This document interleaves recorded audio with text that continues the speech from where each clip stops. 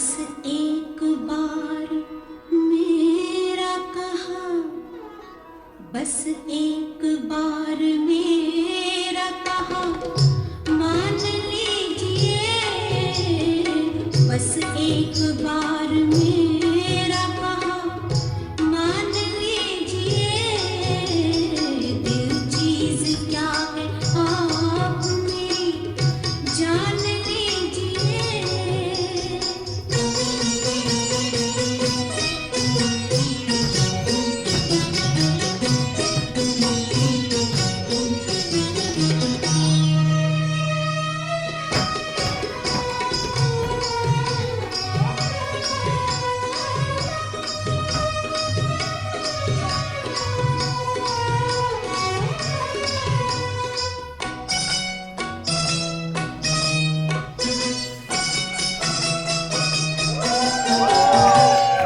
राम चाहे लीला चाहे राम, इन दोनों के लव में दुनिया का क्या काम। ओ राम चाहे लीला चाहे राम, इन दोनों के लव में दुनिया का क्या काम। इनका तो फंडा है सिंपल सा यार, गोली मारो तो पंगा, आंख मारो तो प्यार। राम चाहे लीला चाहे राम, इन दोनों के लव में दुनिया का क्या काम।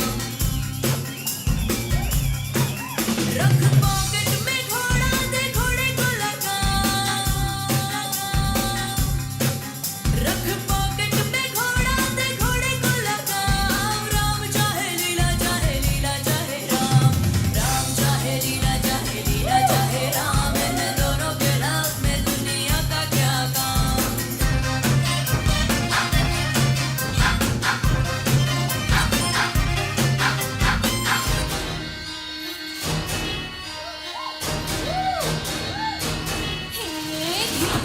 धिक आजा और के सराट पैरों से बीड़ी जरा खोल, नगाड़े संग ढोल बाजे धाय धाय धम धम धाय। नगाड़े संग ढोल बाजे धाय धाय धाय धम धाय। धिक आजा और के सराट पैरों से बीड़ी जरा खोल, नगाड़े संग ढोल बाजे धाय धाय धम धम धाय। नगाड़े संग ढोल बाजे धाय धाय धाय धम धाय।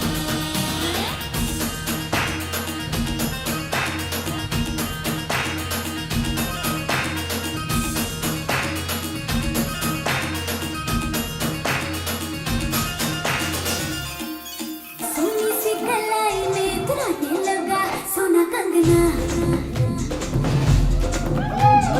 ये जो अंगड़ाई गुनगुनाने लगा मोरा अंगना। मेरी खुशबू से खिले कलियां, चांद ढूंढे बस मोरी गलियां। खनक खनक के छनक छनक के छनक छनक के खनक खनक के बोल रहे हैं मैजनिया के बोल। के ढोली तारो ढोल, धड़क ढोल, धड़क ढोल, धड़क ढोल, धड़क ढोल। के ढोली तारो ढोल बाजे, ढोल बाजे, ढोल बाजे ढोल, के धम धम बाजे ढोल। के ढोली तारो ढोल बाजे, ढोल बाजे, ढोल बाजे ढोल, के धम धम बाजे ढोल।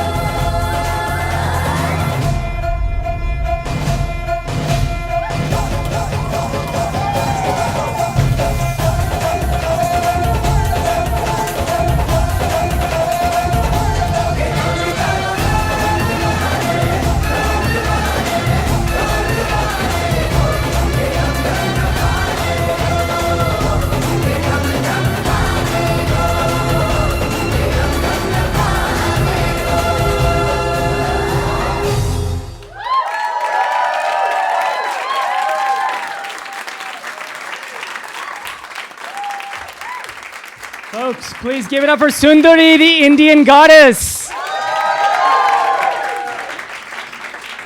All right. This is nice. Thank you all for coming tonight. We're here for a very special occasion. First of all, we've got this new performance series. highlighting performers of color like Sundari, who's going to be back a little later. Performers of color, people of color, just a way to get together. We call this series Micropolis. Thank you for being here for this launch event. Give a big hand to yourselves for supporting performers of color like Sundari.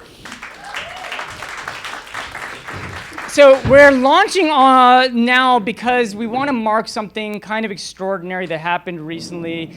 I know some of you know, but I'm going to tell the rest of you something that happened in India just a few weeks ago. It was the day that the Supreme Court of India decided and ruled that it was no longer a crime to be gay.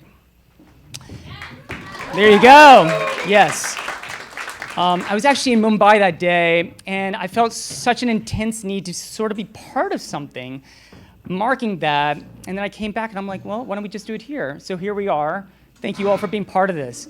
Let me just tell you a little about this law, because this is sort of a story that's been centuries in the making, okay?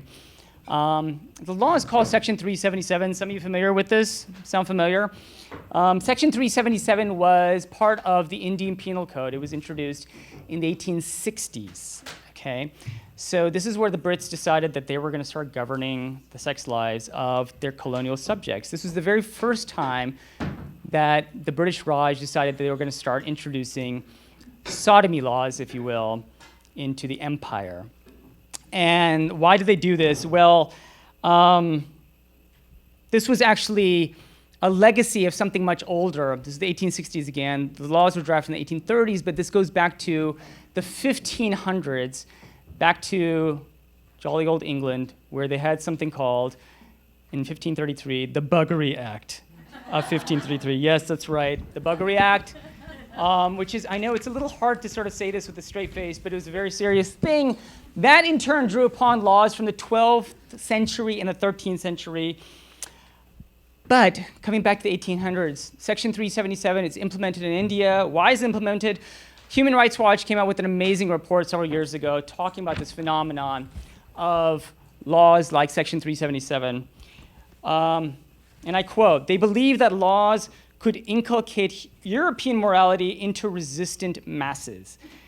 They brought in the legislation, in fact, because they thought, quote, native cultures did not punish, quote, perverse sex enough. The colonized needed compulsory re-education in sexual mores." So, Section 377 starts spreading across the British Empire.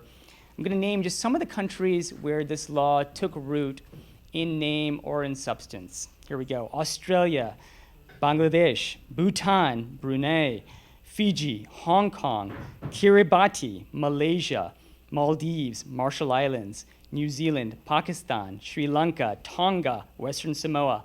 That's just Asia Pacific. In Africa, Botswana, Gambia, Ghana, Kenya, Malawi, Mauritius, Nigeria, Seychelles, Sierra Leone. I can go on. This is all what happened because Sir Thomas Macaulay decided to implement a certain particular vision of the Indian Penal Code in India, and it's spread over the decades and centuries until, as some of you know, the Indians really bought into it. And so a few weeks ago, when it was struck down, it's an extraordinary sort of kind of cry of victory certainly from the LGBT community worldwide, certainly from South Asians, and I think from the world at large, people who really believe in the advance of progress in human rights. At the same time, you had people, naturally, who pushed back against it, said it was un-Indian, un-Hindu, although, as we know, it was all too British. So we're marking that with celebration here. We're also going to talk about this particular moment, where we stand, and what's next in the fight for LGBT rights here in the desi diaspora of New York City and America. I do want to give an additional shout out to Sholay Productions, who Jennifer mentioned earlier. The very first public radio, yes, please. The very first radio piece I did, the very first public radio piece I ever did was set at a party put on by Sholay Productions. We're going back to 2004 when I first started encountering these amazing parties before I joined WNYC. And I was just like, oh my God, what on earth is this? It was no hyperbole, it is one of the most extraordinary examples of diaspora culture I've ever encountered, and it's still going on. Halloween party's coming up, am I right? What's the date of that? This Saturday. I still remember my first Desi-licious Halloween party. It was amazing. And the queens who come out at 1 a.m. or thereabouts and throw it down, and they're surrounded, the dollar bills are flying. It is something to encounter. Before we introduce our panelists, I just want to end on a note. Remarks from the Indian Supreme Court, which made that ruling in early September of this year. More than anything, there were the remarks of one particular justice, the newest justice of the Indian Supreme Court by the name of Indu Malhotra. She joined just this spring, and it is her remarks, I think, which really captivated the LGBT community, and in particular, South Asians who took note. So let me just read a few of her remarks from this like 50-something page ruling that she made.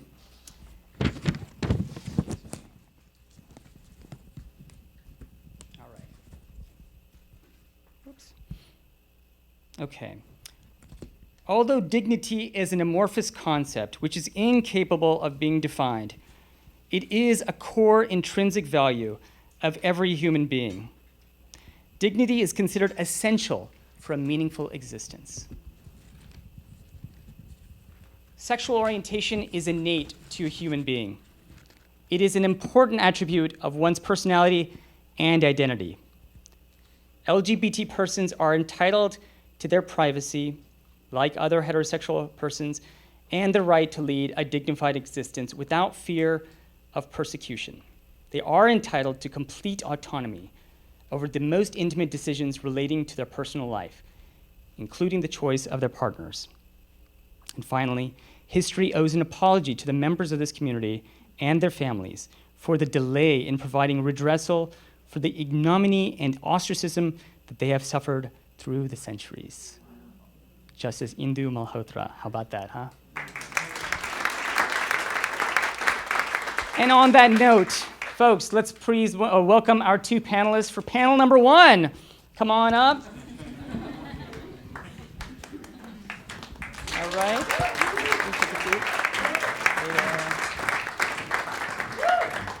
All right.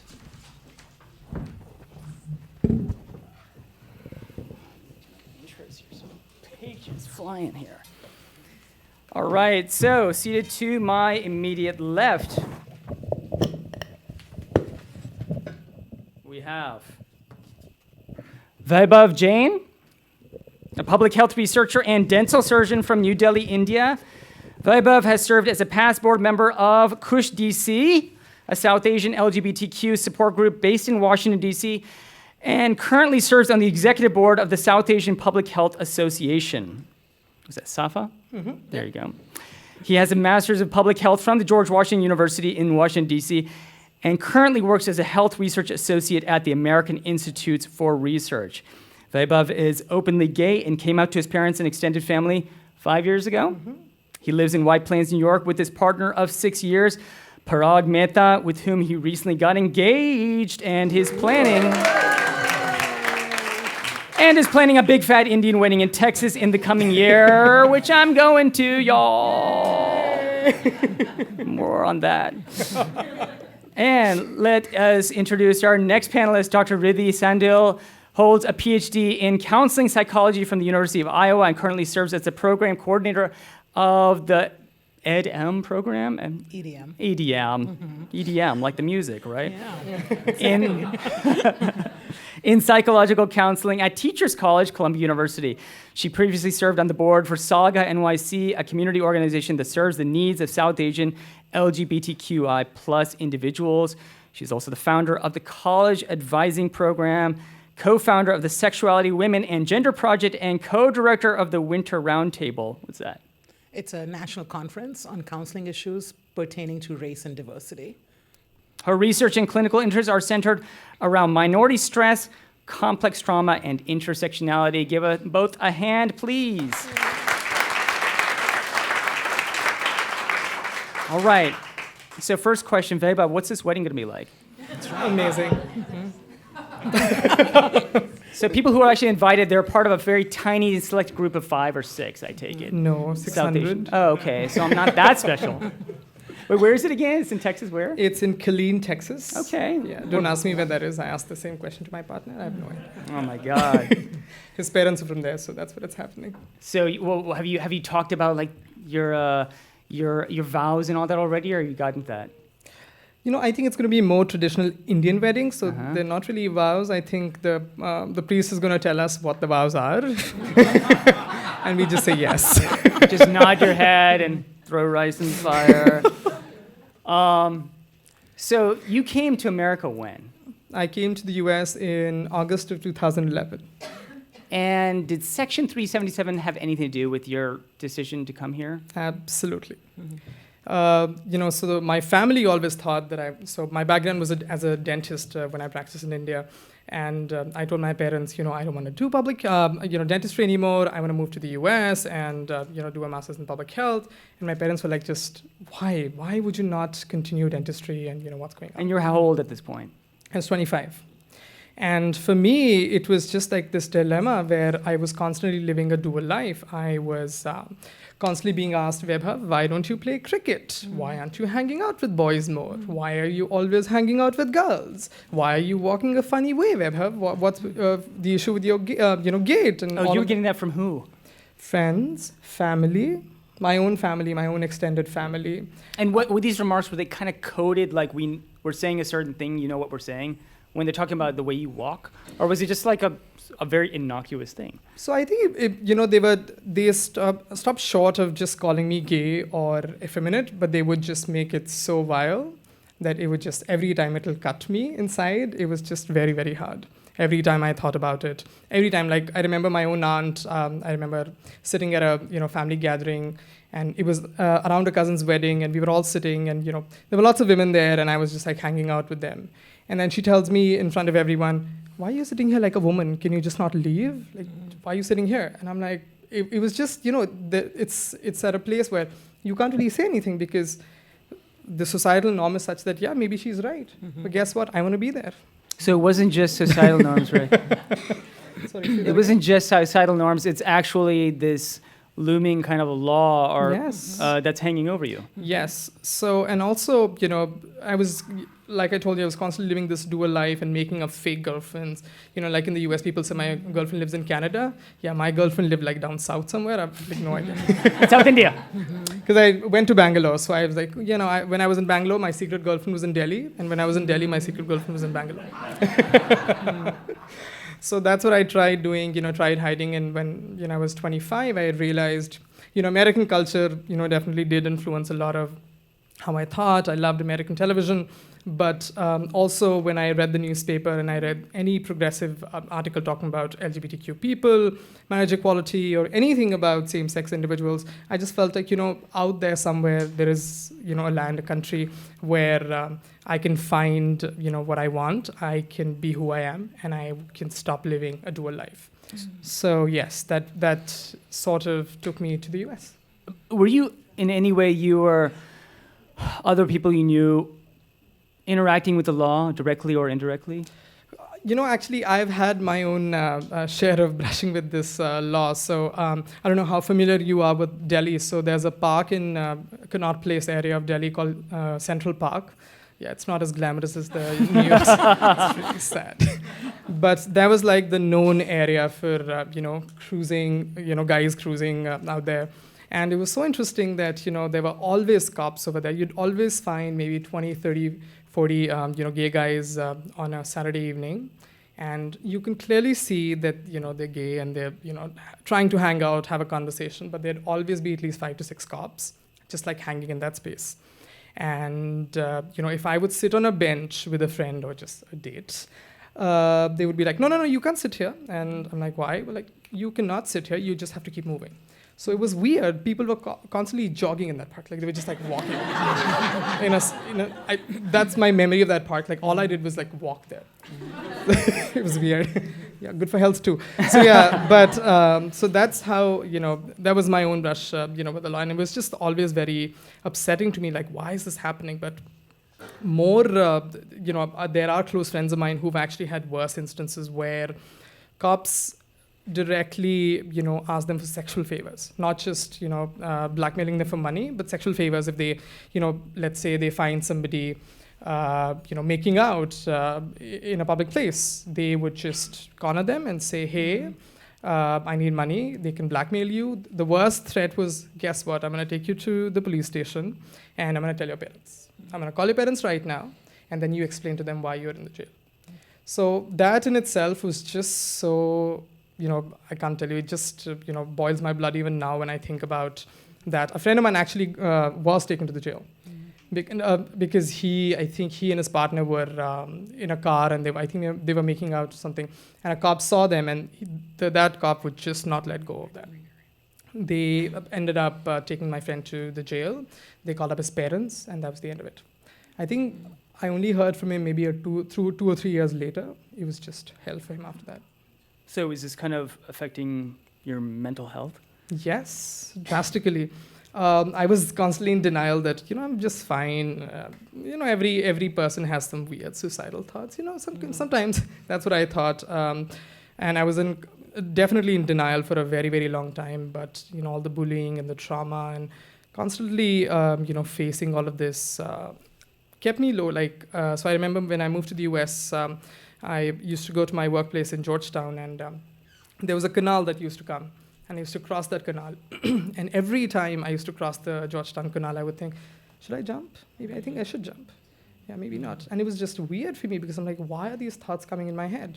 I'd go to the metro station, taking my metro home. And as the train's about to come, the thought won't even cross me, but the moment the train would come, I'd be like, maybe I should jump. Maybe I should. Should I? And it was just scary. And at that time, I'd started, dating my current partner. And I started thinking that how it could affect his life if anything were to happen to me because of my own, thoughts. So I remember we were just outside somewhere walking, and I told Parag, I said, Parag, I think I suffer from depression. And it's affecting me a lot, and I need help. Because the worst was and also because, when I was in Delhi, the way mental health was always treated was such a stigma that they'll give you this, a terminology called pagal. Pagal basically means mad in Hindi. So they would, if they call you pagal, but that's the end of it. Everybody would start, calling you names, and it's just like, and I remember my own family, there were people, Parag's family actually, he tells me, and his family is from India, who moved to the US, and they talk about how if any single individual in the family even had a slightest of mental health, issues, families can get completely isolated. Nobody would want to get their sons married into your families, their daughters married into your family. Oh, this must be running in their blood and all of that. So even if I'd ever want to talk about it, it was scary. I wasn't sure. Really, does this sound familiar to you? Oh, it resonates completely. I really appreciate you being so candid and forthright about your experience. And we all know that candor is one way to destigmatize psychological health in our community. And stigma, mental health, stigma and LGBTQ rights within India, it is such a complex issue and one that runs deep in collectivistic cultures, right? Because anything that brings shame to our family is something that we have to conceal. And unfortunately, in our culture, psychological or mental health is a source of shame, any sort of disability, right? The fact that this particular law we were referring to, you're dealing with diasporic cultures, people who live here, immigrants and their kids. Mm-hmm. Does something that happens 7,000 or 8,000 miles away matter one way or the other? I think it absolutely does, because people who moved here in the 60s and 70s, when being gay was in the DSM, which is our sort of diagnostic manual, it was an illness. You could be diagnosed with an illness. And especially in India, so you move here, you're like, oh, being gay is an illness, right? In India, we never talk about being gay. And for a lot of people who immigrate, they tend to get stuck in that life that they had in India. So if my parents had immigrated in the 70s, they're stuck in the 70s of India, which is not India today, right? Yeah. So you almost get sort of isolated in the movement of your home culture because you're not at home anymore. So I think that movement in India is going to have a very resonating effect here as well. When I think about homophobia in a South Asian sense, I actually don't think of it in the same way I think of Western homophobia, this very explicit, like the slurs and the Christian sort of evangelizing. I think it is a complete void, a silence. Is it, to your experience, that way? Because I don't think of uncles using, the F word, if you will, as a slur. I've never heard that. I haven't heard of pujaris or, religious figures that much in my upbringing in doing that. Is it the same end result to have silence, or is there a different kind of quality to homophobia when it's sort of like not explicit, but sort of like the absence of it, or the silence? I think homophobia within the South Asian context is one of denial. Like, we don't even talk about it. Like, it doesn't enter into our sort of language of even considering it. And I think that is different, you're right, in some ways, because how can you destigmatize something if you don't talk about it, right? Like, how can you even confront an identity if you pretend that the identity doesn't exist? And it's such a conundrum, and it's so jarring, I imagine, for a queer South Asian to be like, wait, my identity doesn't even come into your existence. I'm not even seen, and you are sort of rejecting a core part of myself because you don't even want to acknowledge it. And I think that's sort of like, even when I talk about it, I feel that's such a rejection on such a deep level of your being. Right? You sent me a link to a very short video. I'm wondering if we can play this video. It's a PSA of sorts, right? It's interesting to see how the community is sort of evolving, maybe in small ways on that. If we could play that. अक्सर समाज में हमारे बच्चों को भेदभाव और नीचेपन की नज़र से देखा जाता है और साथ में उनका अपमान भी किया जाता है। हमें अपने बेटे पे गर्व है और हमेशा रहेगा। अब वक्त आ गया है कि हम अपने बच्चों को स्वीकार करें, उन पे गर्व करें और समाज में उन्हें उनके अधिकार दिलाएं। हम चाहते हैं कि आप अपने लेस्बियन, गे, बाइसेक्सुअल या ट्रांसजेंडर बच्चे की कहानी हमें सुनाएं और दूसरों के साथ भी बांटें। परिवार ते परिवार ही होता है और परिवार का मतलब ही प्यार है। It's amazing. They use the English word for lesbian and bisexual. What should I infer from that? That there's no word that they can comfortably or easily use? It's my understanding that there's no word per se in Hindi that uses lesbian and bisexual as an identity term. I think you can use it in sexual activity. There's language for it, but in terms of an identity word, it's my understanding. Yeah, I've heard this, but I wasn't sure if it was correct. But it was amazing to hear that they suddenly switched to English for that. Do you ever talk to parents? I have. I mean, I've talked to my own parents. I've certainly talked to a lot of parents. And in fact, even in the green room right now, whenever I meet a South Asian queer person, I really want to know, and I always ask them, because I'm a psychologist, so I feel I have a lot of leeway in asking a lot of personal questions. And I'm like, how do your parents sort of, understand your identity? Like, that's sort of how I sort of put it in an open-ended piece. And the stories like range from a whole piece of like, I don't talk to my parents because they refuse to see me or acknowledge me, to it took them a while, but I feel now they accept me, which I have a lot of issues with the word accept, because we tend to accept things that we don't like. Like it's like, oh, I don't like having a pimple on my face, but I'll accept it, Accept is like adjust in Indian language. Yeah. Like you just have to adjust to Just it. adjust, right? To where I'm hoping then there are some parents who celebrate it, right? And for your family, and we know how important family is in collectivistic cultures and Indian culture and South Asian culture, for your parents to celebrate you, there's so much healing that happens in that moment, which is very different from denial and acceptance. Yeah. But when you were living in India, you said you turned to American culture. I did, yeah. Like what? What is like sort of like what did you see in the culture that helped you kind of like say like, oh, there is possibility over there? It's a cliche, but will and grace.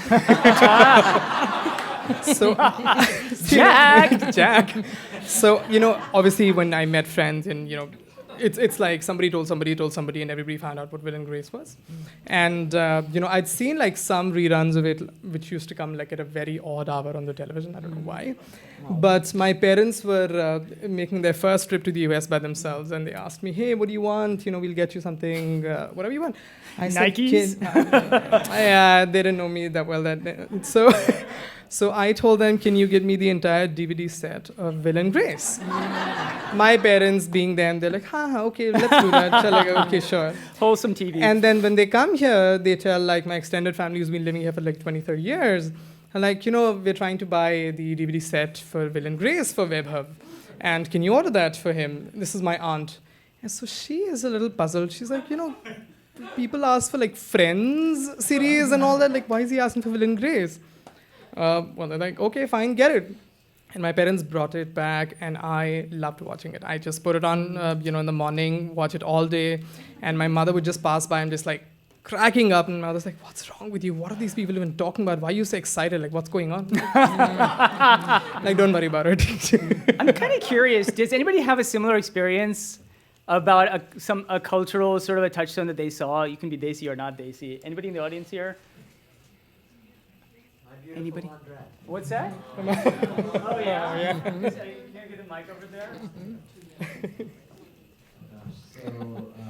I grew up Pakistani American, and so some friends of the family said there's a new art film. It's about Pakistanis in the UK. They didn't talk about the fact that there was a whole queer relationship in it. So we went to this little art house movie theater, and if anyone doesn't know My Beautiful Laundrette, it's with Gordon Wernicke and Daniel Day-Lewis, who are gay lovers, and has a very explicit gay scene between this Pakistani immigrant and his white British lover. So I had my grandmother on one side of me, my sister on the other. I'm 14 years old. Cringing for you here. Frozen. But yeah, that was an eye-opener. Oh my God. That's It's like how I watched Titanic with my family. It was just like, that scene can never be undone. That's right. In the Desi style, you don't say anything. You just sit petrified. Nobody moves. Right. We will not acknowledge that we exist at this moment. Thank you to both of our panelists. And I would like to welcome our next performer. We're going to clear the chairs, but also I'd like to welcome Lal Batti, our next performer. Thank you so much.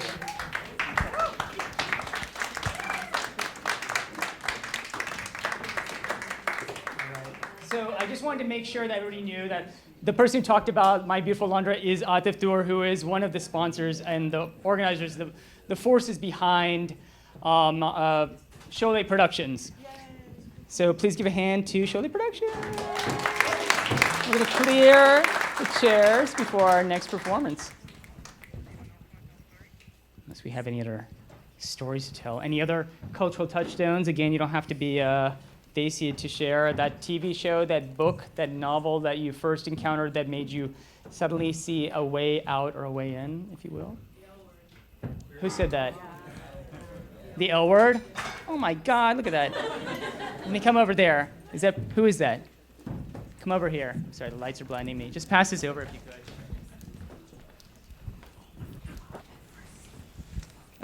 So I was just saying the L Word was a show that's very important to me. As a teenager, I guess, I just kind of downloaded the whole series as a whole, and I was like, okay, yeah. And it helped me kind of figure out my identity and people I want to surround myself with. Where did you grow up, here? Yeah, New Jersey. Yeah. Ishani. Thank you. Anything else? I heard somebody else shout something out.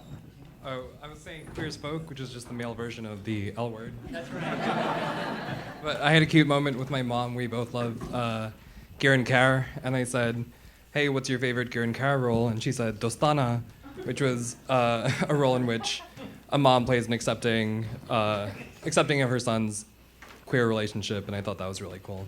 So did you see that film? Because it looked kind of, I wasn't sure if it was, how'd you like it, I guess is the basic question, so I'm not judging this too much, I didn't see it. I mean, I could judge the film, but also call it empowering. Empowering? Yeah. All right, what's your name? I'm Mon. Thanks, Mon. All right. Ladies and gentlemen, everyone, our next performance, please turn your eyes over there for Lal Bati.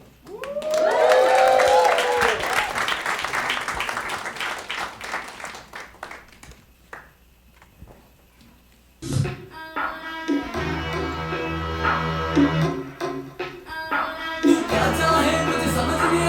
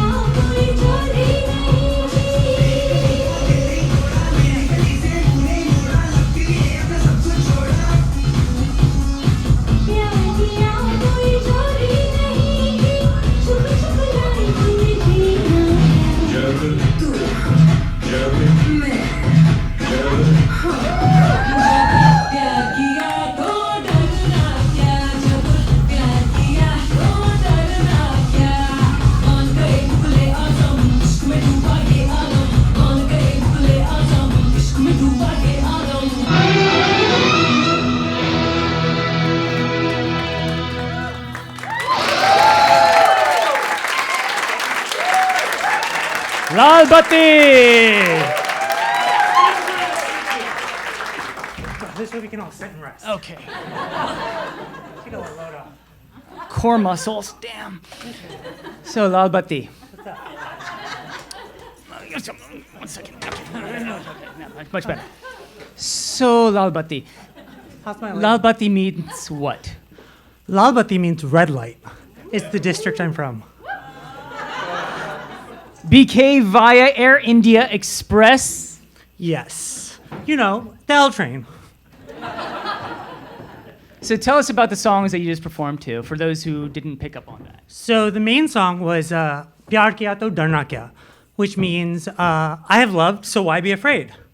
And it's from an old movie, Mughal-e-Azam. And basically it's about this slave who loves the prince and blah, blah, blah. But main story short, she falls in love and she's like, why should I be afraid of who I love? Which pertains very much to the time we are in right now. And being like, hey, we're here, we're doing what we want, and there's no reason to be afraid. And one of the lines is, when God can see what we're doing, who is there to stop us? When did you start dancing? Oh, I started dancing when I was like 3 years old, which is basically the same thing I do now. And where did you start dancing as drag? Oh, in drag, I started about 3.5, 4 years ago. Some lady was like, hey, you look good. You did drag for Halloween. Why don't you come and do it for my show? And I was like, okay. How much you pay me? And that's how I started. And now you have, let me just read some of your credits. You have a monthly bingo night at La Poisson Rouge. Which will be this Saturday. This Saturday, a monthly party with Yuva and DJ Dynamite. Yep, that'll be later on this next month. The great Cholet parties. Which is also this Saturday, starts at 10 p.m. It will be all at the Ainsworth by Union Square, 10 to 4. Come join us and dance. What have you learned? What's the secret to being a great drag performer? Having fun, because if you're not having fun, no one else in the audience is. Even if you fuck up, who cares? Am I allowed to say that? No. Damn it, I hope you bleeped me. Family audience here. Oh, good thing I didn't wear my other outfits. Lal Bati, thank you so much. Thank you. Oh, I have to get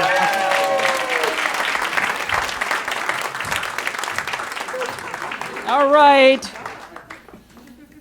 Now let's bring on our other panelists. Let us bring on Gayatri Gopinath and Sundari, the Indian goddess.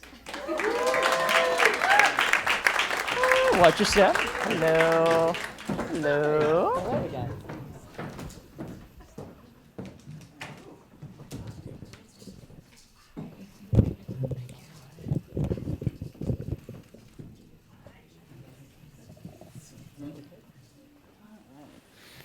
Okay. So you saw Sundari earlier. Let me just tell you a little about Sundari, the Indian goddess.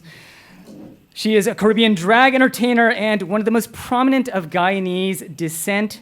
She is trained in Kathak, Odissi, Bollywood, Bhangra, and Chutney. She has performed throughout the tri-state area and internationally, using her performing arts platform to promote Guyanese and Caribbean culture. Her work also includes advocating for the LGBTQ plus Caribbean diaspora throughout the New York City tri-state area. She is a dedicated longtime volunteer with the Caribbean Equality Project, and she hopes her presence in the wider Caribbean community will encourage all other LGBTQ plus individuals of Caribbean descent to get involved in their local communities. She really believes that visibility is a powerful tool to create greater change. Yes. Please give a hand to Sundari. Thank you for that. And here we have Gayatri Gopinath, who is an associate professor of social and cultural analysis and director of the Center for the Study of Gender and Sexuality at NYU, New York University. Gopinath is perhaps best known for her book, Impossible Desires, Queer Diasporas and South Asian Public Cultures, and she has one forthcoming entitled Unruly Visions, the Aesthetic Practices of Queer Diaspora. Forthcoming, how soon are we talking about? November 2nd. Oh, very soon. All right. It's going to be a big party, and you're all invited. Her areas of research and interest include transnational queer and feminist studies, post-colonial studies, Asian diaspora studies, visual art and performance. You're the right person for tonight, Gayatri. Thank you so much for joining us. So, Sundari, you performed earlier. I picked up on a couple of the, you did, I guess, a medley, correct? Yes, correct. That included a clip of Umrao Jan. Absolutely. And then there's some Priyanka Chopra movie whose name I can't remember. Definitely. From Priyanka Chopra is Ram Leela. Okay. So, Umrao Jan, classic Bollywood film for early 80s starring Rekha. Absolutely. Who I definitely had a real thing for when I was younger as well. I think we all did. We all had a thing for Rekha. Oh my God. But there's a storyline, and I would like you to talk about this storyline and why you chose that particular song and what it means to you. So, coming from the Caribbean and growing up in dance, I started dancing ever since I was 15 years old. And drag started about 5 years ago. So through dance, I've learned acceptance. I've learned to discover myself. And that particular song in India many, many years ago, in ancient times, there was a lot of Kathak style of dancing. Not many people learned about it. It was not taught in schools, except if you were going through music schools or even dance. And through the art, performing arts, I've learned that. I've learned the storytelling of Kathak. I've learned watching these movies and didn't understand why are these girls dancing in front of men? What is going on? But come to find out through the British, when British ruled India, this style of dance went underground, I should say. A lot of the gurus were male gurus back then. And it really dawned on me how far our culture came. And back then, it was men who were dancing. It was men who were dressed as females, performing these type of music. So a lot of times today, it touched me all the time when I perform these type of songs and especially when I dress as Sundari myself right now, because a lot of time our Caribbean people don't understand that. A lot of times our foreparents don't understand that it was this is not new. This is not new. What you see today, me dressing as a female, as in drag, as Sundari the Indian goddess, it's not new. It's been happening for generations. And it's such an important thing for us to learn and teach our youngsters. When they see someone dress, even if they're dressed as transgendered, it's so important to respect that person's identity and how they look in that moment in time. Your family came here to New York, I presume? Correct. From Guyana? From Guyana, 23 years ago. Another Indian colony, yes. Or rather British colony. British colony, correct. So is the same sort of, problem of 377 that went to India, I guess, presumably also was affecting Guyana? Correct, yes, absolutely. In Guyana currently, I knew you mentioned the word buggery over. Yes, I did. In the beginning of your talk, in the beginning of the session. And yes, Guyana does currently still have the buggery law. It is still enforced heavily in Guyana. My people in Guyana, a lot of them are unfortunately committing suicide. They're being killed. They're being arrested because of their sexuality. Even if they're caught publicly displaying affection for the same sex, they can be caught, criminalized, and jailed, or even put to death in Guyana. There are many other Caribbean countries as well. I speak on Guyana because I'm from there, but I know there's many other countries as well in the Caribbean. So when I heard that 377 was struck down, it was a liberation. It was liberation not only for India, not only for our South Asians and our Asian community, but also for our Western community as well. For them to see that this is liberation for our people. This is moving forward in the right direction in accepting not just one demographic of people, but all demographic of people in India. And I'm so proud of that. I'm so proud to be Indo-Caribbean, as we call ourselves in Guyana. Gayatri, you've been part of, I mean, you've lived here in New York for a while now, right? I'm from here. You are from Yeah. here. Do you remember the first time you saw a desi drag performer? It was probably an early Salga party. We're going back to the And- 90s, huh? Yeah, So Saga, just to make clear, is South Asian Lesbian Gay Association. Right. And it's, how old is it? About from when? Since 1991. Okay. It's been in existence. Okay. And in fact, when I graduated from college, I went to my first Salga meeting. And it was meeting at the center, the LGBT center. And it was all male at that moment. It was 1991, and it was called SAGA, South Asian Gay Association. And so when I walked into this room of predominantly middle-aged desi dudes. It was a little nerve-wracking, but it was also a real moment of being embraced, and they immediately at that meeting changed their name to Salga. Yeah, yeah. So you were there. I was there. I was very much there. And so the early parties were the first time I saw South Asian drag performers, and it blew me away, just in terms of the performance style. And, you know, I just want to reiterate a couple of things Sundari said, which I think are so important.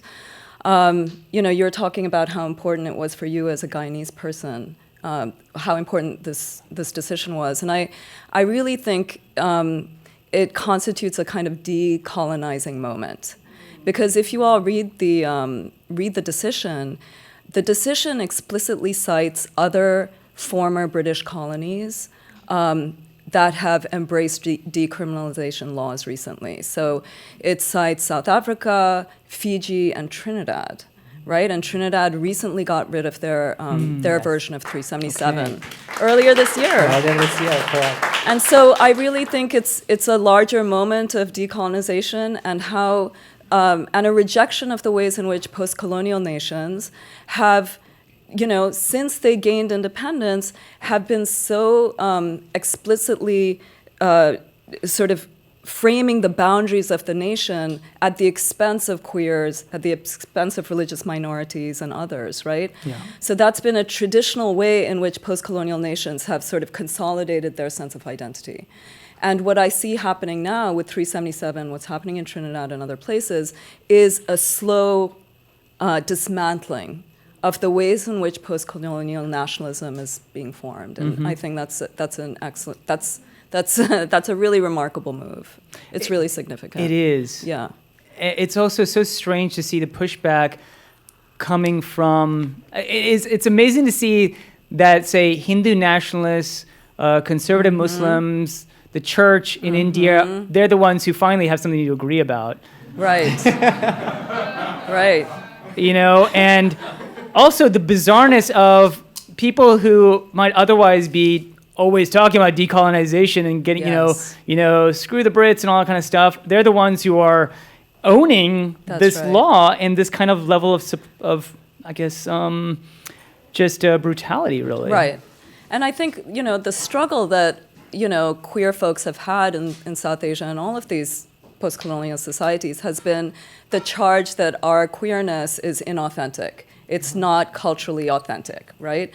And what I think activists have done so well is show that, and artists like yourself, and what you said about, you know, what you do is not new, I think that's really crucial because, you know, what Sundari is articulating here is what activists have been saying, which is it's not queerness that's inauthentic, it's homophobia that's inauthentic, right?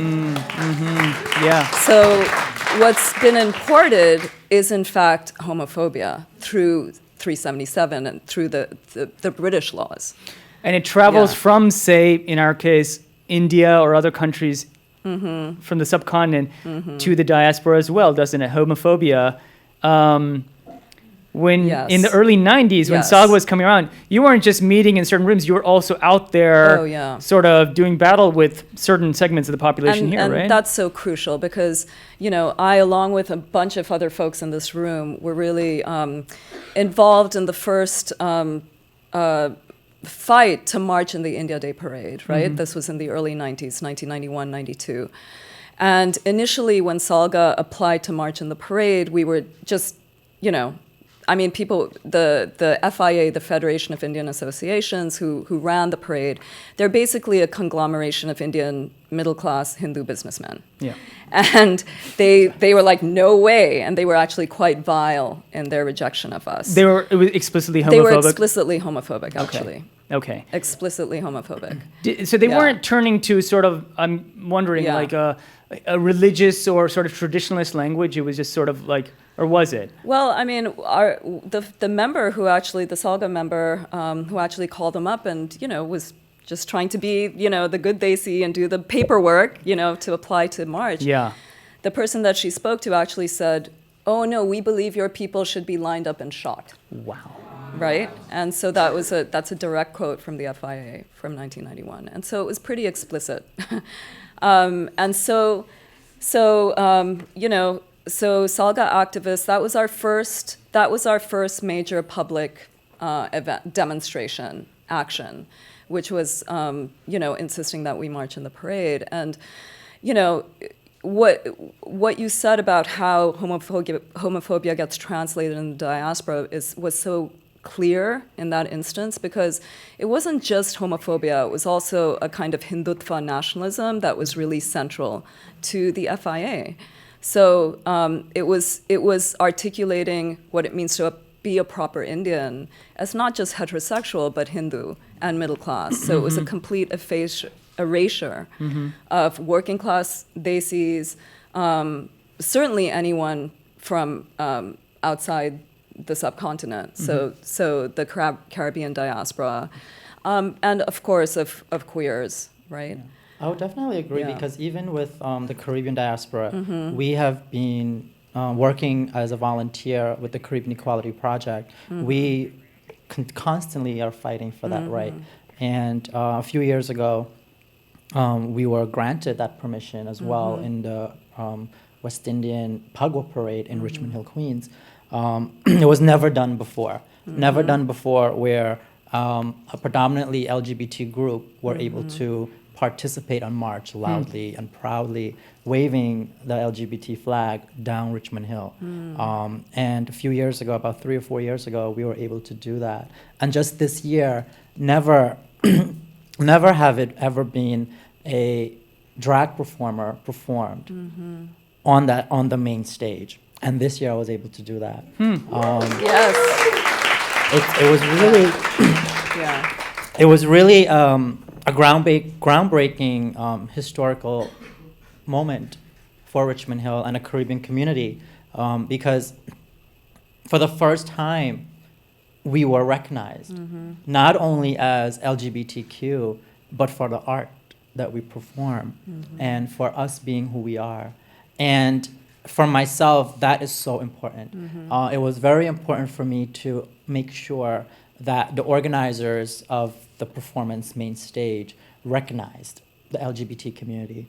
For myself, as an openly gay male dancer as well, I have countlessly performed for mandirs and community events. Mandirs are temples. Mandirs are temples in the community, Hindu mandirs, Hindu temples, where I'm constantly asked. Even a couple years ago, I was asked to perform for a temple fundraiser in drag. Wow. And it was for me, it was shocking. It was shocking that this kind of acts took place, and I was like, "Are you sure, Pandit?" And it came from the Pandit. Wow. And you know, I commended him for that. I really commended him for that, because today that mandir is now a sanctuary mandir in Jamaica, Queens. Is that the first It Hindu? is the first, and that mandir is called Shanti Bhavan Mandir in Jamaica, Queens. They were the first mandir to actually act. I've always performed as a male gay dancer for that temple, and a few years ago I was asked as Sundari. They wanted Sundari that year, and that's such a groundbreaking moment as well. Over the years, we've seen this type of acceptance, this type of respect happening slowly. It's happening gradually within the community, and I'm really excited for that. There were many other organizations that are affiliated with Hinduism that are now coming aboard. There's an organization called United Madrasi Foundation in Queens.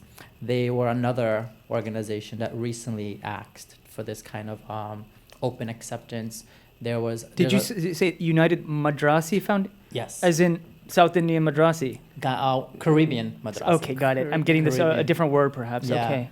It is. They're predominantly Caribbean, but they do have South Asians as well with them. Got it.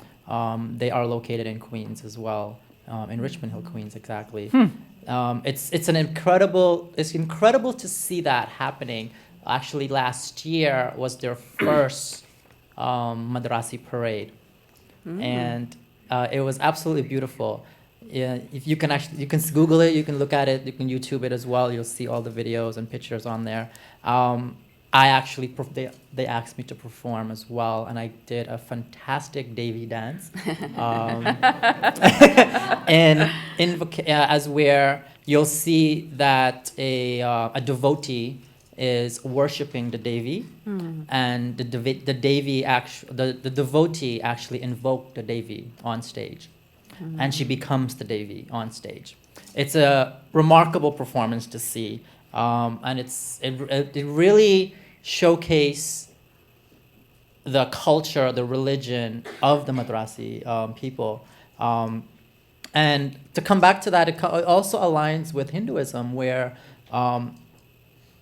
Hinduism, there's so many, I want to say, reincarnation of the different deities, right? And it comes back to one divine mother, right? So where there's a feminine female goddess. And when we look at drag as well, and this is my take on drag and LGBT rights, and when it comes to religion and that's so forth, it's really an important aspect to look at when you identify yourself and can actually look at religion and keeping a faith with yourself. Because many times we are taught, God didn't make you that way. You choose to be that way. Oh no, God don't like you, or you'll be you'll be abandoned. You're gonna go to hell and all this other stuff. But when you really look at yourself and you really look at the scriptures and so forth, you can really identify yourself and really take things apart and discuss it openly with your priest, your imam, the temple, the masjids, the pandits, the pujaris. You can have those type of dialogues, and it's happening. It's really happening, especially in Queens.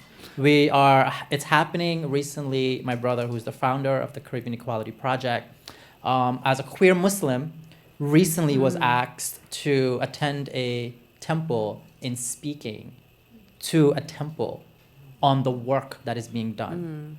So this kind of work is happening, and it's really important to highlight those kind of things, especially when it comes to South Asian communities and Indo-Caribbean community, and how we can mix that two together. Now that we have the striking down of 377, it brings a whole new light to us. Sure. Any questions from the audience now for either these two panelists or the other panelists who are here? They're all in the room together. So, Sundari, you said something very interesting about religion and say queerness in India. So, I would love Gayatri to sort of talk to this. My understanding is that there are many Hinduisms. And Ardhanarishwari, is a very much, which is the half woman, half man form of Vishnu, which is celebrated in the culture, is very much, talking to queerness. And also the fact that there are many, there's a lot of drag in and performance in, say, temples, even before. But then this has all been whitewashed into like Hindutva, trying to make everything so narrow. And I would love for you to speak about how maybe the religion is being co-opted and sort of in connection with queerness. I mean, I think you put it actually very well, that within, what we call Hinduism, there are multiple strains, and it's very hard to say this is Hindu and that's not. And there's so much queerness within Hinduism. I mean, come on, you just go to a temple and you see the sculptures, right? I mean, there's so much, there's just all kinds of stuff in our myths as well, right? And again, I think you put it very well, that the Hindutva project is about narrowing down what Hinduism is, making it really into this political project that's about, excluding, all kinds of people, not just non-Hindus, but even Hindus that articulate Hinduism in different ways, right? So I want to go back to that early moment of the early 90s and the queer organizing we were doing in the city, because in 1992 was also Ayodhya, right? The Hindu right initiating all these riots against Muslims and tearing down a mosque in Ayodhya. And that moment of violent Hindu nationalism was something that we, as activists in New York, felt we had to also respond to. So I think that, our articulation of what it means to engage as queer activists has always involved, a kind of anti-Hindutva project as well. Like, those struggles are not separate for us. So I just wanted to say that what we understand as queer politics is actually quite broad, right? Thank you. Yeah. We just have time for another question before we're going to have DJ set from DJ Ashu Raib. Any other questions from the audience? Hi, good evening. My name is Mikkel, and I work with a project called Broadway to Bombay. And we're returning back to Mumbai, to India in February. And we discovered last year when we brought our workshop where we're committed to unleashing love and courage through the art form of flag dance. So people who are repressed and cannot come out, this happened before 377, can actually find a way through dance and movement to release that which they cannot, And then we discovered, because we're working with His Royal Highness Prince Mavendra, he's our leader. And I asked him a week ago, and I'm going to ask the whole panel, is there still a need now that 377 has passed? He said, absolutely there is. There's so much work to do with the repression, the what has been learned, what you had mentioned. And our commitment is to combine the diaspora here or connect there. And is anyone on the panel doing that? Is anyone actually connecting this community with the actual community of India? May I respond to that? Sure, please. So one of the things I wanted to say when Arun asked me to be on this panel is that, there have been long-standing ties between those of us working in the diaspora and all these other parts, not just of South Asia, but other parts of the diaspora. So in the early 90s, we were part of a whole network of activists that spanned, New York, Toronto, London, and Bombay and Delhi. I mean, obviously, these are sort of metronormative sites, but nevertheless, it was a network. And this was a kind of these were political linkages that were formed in the early days around AIDS activism in particular, but they were also cultural ties, right? So I don't know if you all remember Desh Pradesh, but it was an amazing cultural festival that happened in Toronto. And a number of us, from here in New York would go there. We networked with all kinds of activists. And a lot of those folks ended up being really central to the fight against 377 in India. So those linkages have always existed, and they took place not only on the political realm, but in the cultural realm as well. So performers like Sundari, they've been really central to our political project, because the kind of gestures that you're enacting, drawing from Imran Jan, Lal Batti was drawing from Mughal-e-Azam, right? That's a kind of common vocabulary that we as queers in the diaspora hold on to, that we glean from Bollywood and popular Indian cinema that we use and transform and sort of make clear has always been queer. You know what I mean? Yeah, yeah. Well, thank you so much, Gayatri. Yeah. Thank you to all of our panelists today. Thank you to Sholay Productions. Guys, please stay. The bar's still open. Get a drink, mix, mingle, dance. And I'm going to let DJ Ashu Rai take it. Thank you so much for coming tonight.